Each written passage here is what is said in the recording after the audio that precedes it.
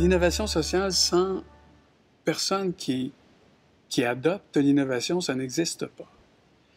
Et j'ai été suffisamment chanceux dans ma quête pour rencontrer des gens qui ont adopté l'innovation.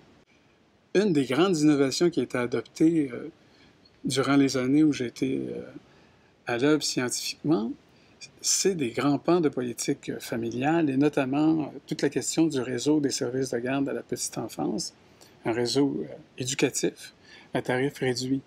Mais sans preneur, il n'y a pas d'innovation.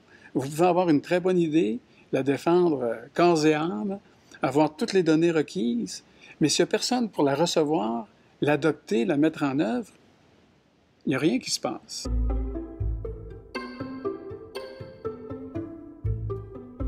Marc-Yvan Côté me nomme président du groupe de travail pour les jeunes et je produis 1 an plus tard un rapport qui s'appelle « Un Québec fou de ses enfants » et qui recommandera 53 nouvelles dispositions au gouvernement pour arriver à faire en sorte que l'on puisse prévenir dans la vie des tout jeunes enfants et des plus vieux qu'ils ne vivent des expériences traumatisantes et très souvent désorganisantes en termes de leur vie.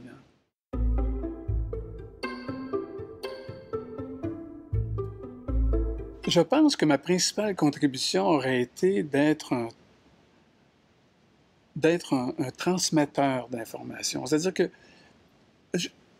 il y a 2 mots qui me reviennent à l'esprit lorsque les gens me demandent « Oui, mais qu'est-ce que c'est au juste que tu as fait? » Puis les 2 mots qui me viennent à l'esprit, c'est rigueur et chaleur. Et c'est de ça dont je suis le plus fier.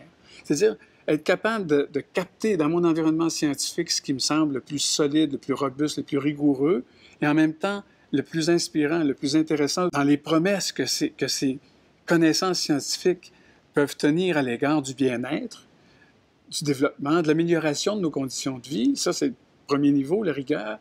Mais aussi cette capacité, je pense, que j'ai entretenue, puis je pense avoir eu du succès là-dedans aussi un peu, de le livrer avec conviction et avec chaleur.